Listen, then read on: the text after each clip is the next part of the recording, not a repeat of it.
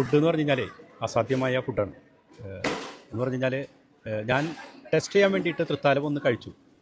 അതിനേക്കാളും ഗംഭീരമായിട്ടുള്ള ഫുഡാണ് ഇന്നിവിടെ കിട്ടിയത്. സൂർബിയാനാണ് ഞാൻ ഫസ്റ്റ് കഴിച്ചത്. സൂർബിയാൻ സൂപ്പറാണ്. കുട്ടൻ ബിരിയാണി അതിനേക്കാളും സൂപ്പറാണ് കഴിച്ചു നോക്കിയപ്പോൾ. അപ്പോൾ ഒന്നിനോടൊന്ന് മെച്ചപ്പെട്ട ഫുഡാണ്. പിന്നെ മറ്റുള്ള സൈഡായിട്ടുള്ള കാര്യങ്ങളൊക്കെ അടിപൊളിയാണ്. അതുകൊണ്ട് ഫുഡിനെ പറ്റി നല്ല അഭിപ്രായമാണ് പൊതുവേ എല്ലാവരുടെ അടുത്തും ചോദിച്ചപ്പോഴും. അതുകൊണ്ട് തന്നെ പോളിങ് നല്ല പോളിംഗ് ആയിരുന്നു. ആൾക്കാർ അരമണിക്കൂറിൽ കൂടുതൽ ഇരുന്നിട്ട് അങ്ങോട്ട് കഴിച്ച് തിമിർത്തു ശരിക്കും.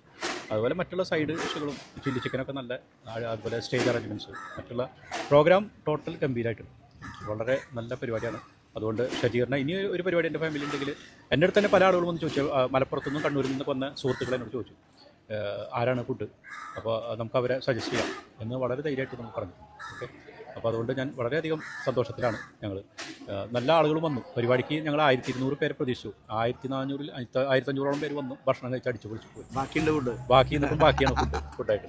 അതുകൊണ്ട് ഞങ്ങൾ വളരെ നല്ല സന്തോഷത്തിലാണ്. അൽഹംദുലില്ലാഹ്. ബഷീർക്കാട് സ്പെഷ്യലി താങ്ക്സ് പറയാനുണ്ട്. എന്നെ വിശ്വസിച്ചിട്ട് എൻ്റെ വാക്കിൻ്റെ മുകളിൽ നിങ്ങൾ തൃത്താല ഫുഡ് കഴിക്കാൻ വന്നപ്പോൾ ഞങ്ങളൊരു ചലഞ്ച് തീർച്ചയായിട്ടും നമ്മൾ ഇവിടെ ഈ നാട്ടുകാരെ ഭക്ഷണം നമ്മൾ സ്ഥിരം കഴിച്ചുകൊണ്ടിരിക്കുന്നു.